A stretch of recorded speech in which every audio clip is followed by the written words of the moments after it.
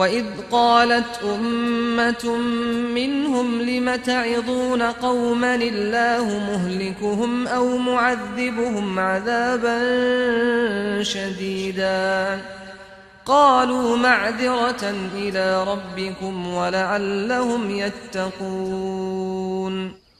Assalamu alaikum, Quran Weekly. I wanted to share with you ayah number 164 of Surah Al-A'raf. Now we're in the 9th juz of the Quran.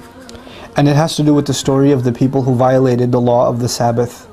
That they used to go and, on Saturday Allah tempted or tested them by allowing the fish to actually jump out of the water, shurra'an. They would come out and make noise.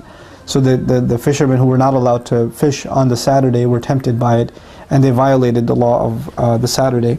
And there were some among the Muslims who tried to avoid, tried to warn them, tried to give them advice. So there were two camps. There were people who didn't care about what's halal and haram, and they were just outright violating the Saturday. These are Muslims of that time, keep that in mind. And there was the people on the religious side who didn't violate the law, but even they were broken up into two further groups. Those two groups were, one group of people said, they're still our brothers, so what if they're not that religious? We should still go talk to them and say, look, you shouldn't be doing this, it's not right. And the other group said, no, those people are liberal, those people are, progressive, whatever they are, forget them, Allah's going to destroy them anyway, they're a bunch of hypocrites. Why do you even bother talking to them? Don't even bother with them. So this ayah deals with that conversation between these two groups of the religious, the abiding, those who were actually obeying the law of Allah and not violating the Sabbath, about whether or not they should even bother talking to the corrupt Muslims, right?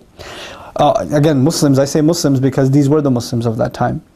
وَإِذْ قَالَتْ أُمَّةٌ مِّنْهُمْ, when a group among them said, لِمَ تَعِظُونَ قَوْمًا اللَّهُ مُهْلِكُهُمْ, why do you want to bother, why are you counseling a group of people that Allah is going to destroy? أَوْ مُعَذِّبُهُمْ عَذَابًا شَدِيدًا, or He's going to torture them some really intense torture. Look at how hypocritical these people are. They are condemned to hellfire. There's going to be a group of Muslims who look at the sinful among the Muslims and they want to just condemn them to hell. That's what they want to do. Like, these people are just, Allah has written them off. They were just made for the hellfire. That's what they're going to go to. Don't even bother giving them da'wah. These are not really truly members of our ummah. And so they even come after the people who try to go talk to them. And now, even the people who go talk to them, they don't go tell them, by the way, what you're doing is haram, you're going to burn in hell, etc. The word uses لِمَ تَعِظُونَ قَوْمًا. Ta'idhun, wa'adh actually means advice and counsel that is soft enough that it penetrates the inside of the heart.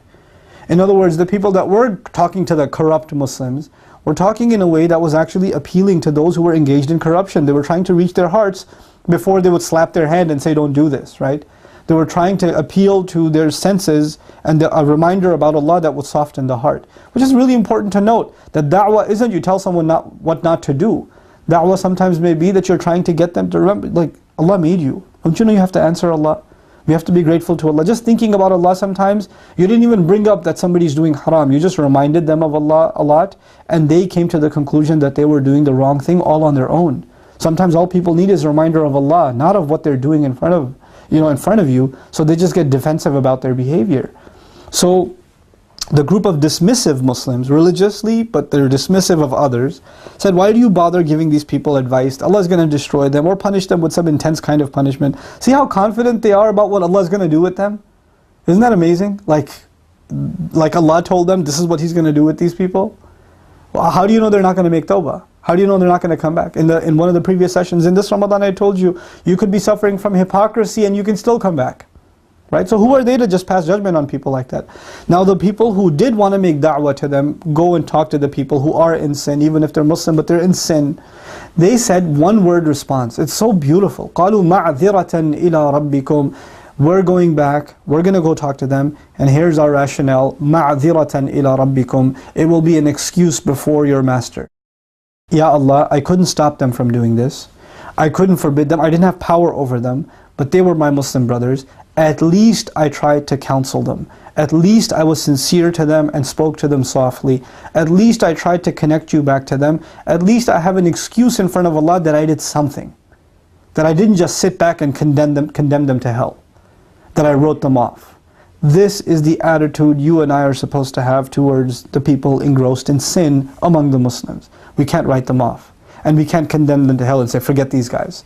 And the only time you talk to them is to let them know how sinful and evil they are. No, no, no. You have to do wa'adh to them, and the logic you have, the motivation you have to do wa'adh to them is because Allah will ask you, why did you abandon your brother? Why did you abandon your sister? Were they not Muslims? So what if they were corrupt? They were violating one of the most important laws given to the Jews, the Muslims of that time, the Sabbath. It's not a small haram, it's a big haram. Something Allah mentions several times, that they violated the Sabbath because He's offended by that. But still, you don't give up on them and you give them counsel, and this will be an excuse before Allah. Ya Allah, at least I did my part. You called us an ummah, and that means we don't leave anybody behind. مَعْذِرَةً إِلَىٰ رَبِّكُمْ وَلَعَلَّهُمْ يَتَّقُونَ. And here's my second motivation. Maybe they're going to be people of taqwa in the future. Maybe they're going to become good people. How am I supposed to know? How can I judge? So there were two motivations, right? And this is what I leave you with. This is real food for thought. I hope I'm able to clarify what I'm trying to get across here. The first motivation, to remind people who are far away from the religion and to try to counsel them in a soft, sensitive way. The first motivation is that you, the one who is reminding them, has to be able to justify their concern to Allah. They have to be able to say to Allah, Ya Allah, I was a concerned citizen of this ummah. I was concerned about my brother or my sister. Because Allah will ask you, why didn't you care? That's the first motivation. The second motivation is, who knows, they might turn around. So the first motivation isn't even about them, it's about yourself. Think about that.